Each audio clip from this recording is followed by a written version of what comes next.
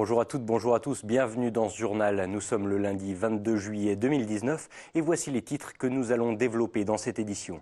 Nous partirons en un premier temps à la découverte des quelques 12 000 courageux qui se sont mesurés à l'asphalte de la Grande Boucle. L'étape du Tour version amateur, c'était ce week-end entre Albertville et Val Thorens. Camille Rivollet était sur place. Et puis l'été peut être également l'occasion pour vous de resserrer les liens entre collègues. D'anciens démineurs professionnels en ont fait leur business et proposent des stages immersifs sur le lac du Bourget. Reportage ce soir dans le JT. Vous le savez, comme chaque année, avant l'arrivée des meilleurs cyclistes mondiaux, plusieurs milliers d'amateurs se lancent à l'assaut de l'étape du Tour. Ce dimanche, ils étaient en effet plus de 12 000 sur les routes savoyardes reliant Albertville à Val Thorens. Une étape de 135 km qui a vu défiler des sportifs du monde entier sous l'œil et la caméra de Camille Rivollet. Ils étaient un peu plus de 12 000 ce dimanche matin à s'élancer sur la 29e édition de l'étape du Tour de France. Les coureurs ont rejoint Val Thorens depuis Albertville pour un parcours de 135 km au total. Un itinéraire jonché de difficultés avec 4500 mètres de dénivelé positif et 3 cols au total. Un gros défi sportif avec deux moments très forts. L'ascension du Cormet de Roseland qui est un des plus beaux cols européens, un des plus beaux cols alpins. Et puis la dernière ascension à Val Thorens, 33 km d'ascension entre Moutier et Val Thorens à 5,5% de moyenne en termes de pourcentage. Donc un énorme défi pour terminer. Donc ça va être un peloton gigantesque entre les premiers et les derniers. C'est presque 80 km de peloton qui s'étire. Donc c'est vraiment exceptionnel. Dans une semaine, les cyclistes professionnels du Tour de France franchiront cette étape. En attendant, ce sont les amateurs qui se mesurent à ce parcours. Au départ de la course, le stress monte pour les participants, mais surtout l'impatience. Venus du monde entier, la plupart attendent ce moment depuis longtemps. I'm from Japan with my bike. I love bicycle and this is my dream. Participate in étape du Tour. Impatient. C'est notre première étape du Tour en famille avec mon épouse et mon fils, Michael. Et nous voulons arriver ensemble à Val Thorens pour cette première expérience de cyclosportive. Terminer en 8 heures, quoi. Voilà, mais bon, partir doucement et puis s'il reste du jus à la fin, on aura largement de quoi l'utiliser. Donc pas d'angoisse sur la stratégie. L'année dernière, il était arrivé en 3e position. Cette année, Cédric Dubois prend la première place du podium en franchissant la ligne d'arrivée après 4 h 47 minutes et 24 secondes. On était des petits groupes, on se rattrapait, on réattaquait les descentes et puis à la fin, on était à 10 dans la dernière montée, j'ai réussi à lâcher tout le monde à 20 bornes de l'arrivée et j'ai géré ma montée tout seul tout le long. Du côté des femmes, c'est Edwige Pittel qui passe l'arche d'arrivée en 5 h 25 minutes et 36 secondes. Elle occupe donc la première place du podium féminin.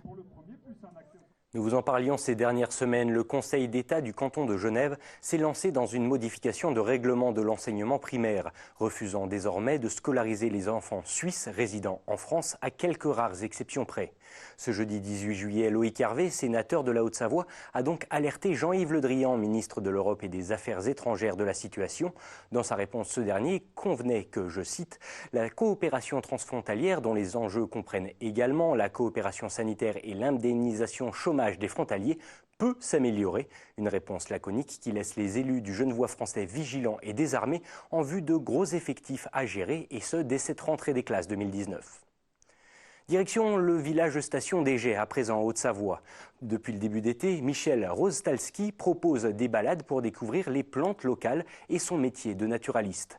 Jalonné des explications sur les vertus de la flore d'altitude, ces randonnées sont également l'occasion pour les curieux de concocter des remèdes de grand-mère à partir de la cueillette du jour. Camille Rivollet les a suivis du côté du Mont-Chéry. Gentiane, Millepertuis, Brunel, les montagnes de la station d'Égée regorgent d'incroyables variétés de plantes. Michel les connaît toutes et emmène ce jeudi matin une quinzaine de touristes au sommet du Mont-Chéry. Le millepertuis, c'est cette fleur jaune, et quand on la froisse dans ses doigts, si je la froisse un petit peu dans mes doigts, vous allez voir que ça devient un peu rouge. On s'en sert pour les coups de soleil, les brûlures. et c'est également ce qu'on appelle un anti-inflammatoire. Chaque fleur a une utilité bien particulière, souvent médicinale, mais pas que. Les feuilles de framboisier sauvage deviennent Thé des Alpes, un thé qui ressemble un peu au Earl Grey, après l'avoir fait fermenter. L'épicéa aussi peut finir dans une tasse. Vous pourriez même prendre quelques petites pousses. Donc on ne les prend pas toutes au même endroit, hein. On respecte les arbres, on en prend un petit peu là, un peu là, un peu là. Vous pouvez les faire sécher et ce soir ou demain, vous pouvez vous faire une petite tisane de sapin. Vous verrez, c'est très goûteux. Au fil de ces 10 années à parcourir les sommets, Michel ne voit plus les fleurs comme de simples plantes. De plus en plus, on s'aperçoit que les fleurs, par leur vibration, amènent également quelque chose de guérisseur. Donc de plus en plus, on va vers une, entre guillemets, une médecine un peu vibratoire. Et les fleurs, parfois, on les fait macérer dans de l'eau, au soleil, et elles transmettent une information à l'eau. Avec lui, la nature passe avant tout. Cueillir les plantes, oui, mais toujours en respectant la flore. On cueille de manière éthique, ça veut dire qu'on prélève une fleur sur 10, de manière à laisser d'autres fleurs faire des graines et assurer la pérennité de l'espèce. Et même si on prélève une racine, souvent en laissant un bout de racine dans le sol, on voit qu'après il y a des nouvelles plantules qui viennent. Donc c'est vraiment important d'apprendre aux gens à cueillir de manière éthique, quitte à ne pas cueillir. À la fin de la balade, retour à la civilisation pour fabriquer le remède de grand-mère. De l'huile de tournesol dans le petit pot rempli de fleurs d'arnica fraîchement cueillies. L'huile que vous venez de fabriquer, vous avez vu, on fait ce qu'on appelle soit un macérat huileux, soit une huile qu'on va solariser. Donc maintenant, je vous invite vraiment à la mettre au soleil. L'huile va s'imprégner de différents types d'énergie, du soleil, de la lune et de la terre. Voilà. Et dans 4 semaines, vous pouvez filtrer votre huile et vous en servir. Au travers de ces balades, Michel cherche surtout à sensibiliser les gens sur la nature, leur donner l'envie d'en savoir plus et d'utiliser les plantes qui les entourent à bon escient. Mission réussie. Si je vous dis EO200, ça ne vous dit sûrement rien. Il s'agit là de l'ordre donné aux démineurs pour intervenir sur le terrain. Mais depuis le mois de mars, c'est aussi le nom d'une société spécialisée dans le team building. Leur but, mettre leurs années de service au sein de l'armée au profit du monde de l'entreprise. Pour ce faire, les anciens militaires n'hésitent pas à organiser des ateliers pour le moins immersifs afin de renforcer les liens entre collaborateurs. Les explications de Victoria Lopez et Sébastien Germain. Rendez-vous matinal ce jour-là pour ce groupe de volontaires. Toutes membres du réseau Femmes Chefs d'entreprise de Savoie et Haute-Savoie, elles ont répondu présent à l'appel de Jean-Charles Augier. Ex-officier démineur pour l'armée de terre, il a décidé de transmettre son expérience à travers des ateliers de team building. Ces ateliers de travail sur la cohésion d'équipe ont pour objectif de renforcer les compétences des managers. Les problématiques que l'on peut rencontrer sur les différents théâtres d'opération sont à peu près identiques aux problématiques que vous pouvez rencontrer en entreprise ou dans le monde de l'entreprise en règle générale. Je pense notamment à comprendre une situation, adapter son action à son environnement. Je pense notamment à prendre une décision, comment est-ce qu'on prend une décision. Et je pense notamment aussi à l'action, à la manière dont on va mener son action. Et ça, c'est très important parce qu'il existe des similitudes entre les deux mondes, le monde de l'entreprise et le monde militaire. L'entreprise, créée par Jean-Charles Augier et EO200, propose différents scénarios de missions militaires autour du lac du Bourget. Ce jour-là, les chefs d'entreprise se sont glissés dans la peau de ressortissants franciens. Leur mission, transmettre des documents top secrets de l'autre côté d'une frontière imaginaire. Au programme, une course à pied à la recherche de plusieurs géocaches. Il faut ensuite rejoindre le point d'embarquement avant de traverser le lac. Ça permet de développer 3 compétences. La première compétence, c'est la compétence de cohésion. Vous allez pouvoir développer la cohésion au sein de votre groupe, souder un groupe, forger une cohésion au sein d'une équipe. Parce qu'on sait tous qu'une équipe qui est soudée, qui est unie, qui a un objectif commun, est beaucoup plus performante qu'une équipe qui est, je dirais, désunie. La deuxième compétence que l'on va travailler, c'est la compétence de leadership. Affirmer son leadership, permettre au manager de mettre en valeur son leadership, sa personnalité et également ses compétences comportementales de gestion de l'humain au quotidien. Et enfin, je dirais que la troisième compétence que l'on va développer, c'est la compétence de l'humain. Et EO200 centre toute son action autour de l'humain. Parce que l'humain est important et c'est ce qui définit au quotidien les relations entre un manager et ses collaborateurs, ses collaboratrices. Mise à l'épreuve, gestion du stress imprévu, tout au long de la matinée, la petite équipe s'est prêtée au jeu. On s'est rendu compte que finalement, on avait partagé encore des choses supplémentaires, qu'il y avait eu beaucoup de cohésion, et qu'on était vraiment toutes tournées dans le même objectif.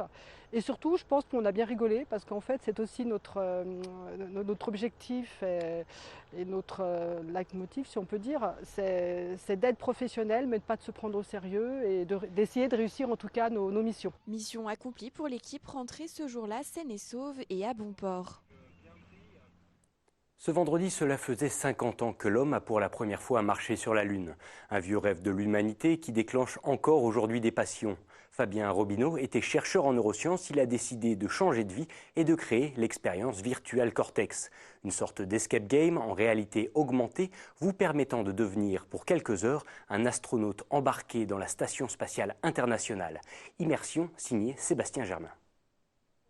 Vous êtes les bienvenus à Cortex Virtual, une petite agence spatiale mandatée par l'ESA et par la NASA qui a pour but d'envoyer des gens dans l'espace. Et vous avez été choisis, vous et personne d'autre, à savoir l'équipe Orion, pour accomplir une mission de routine qui devrait bien se passer.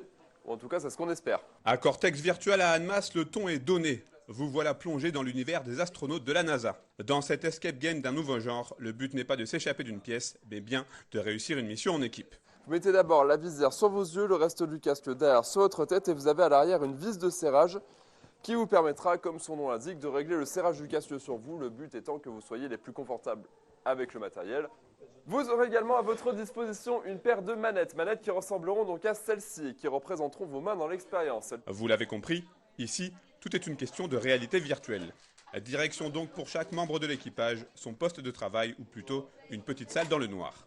Une fois le jeu en place, tout est centralisé ici et commandé par les animateurs. La mission peut ainsi commencer.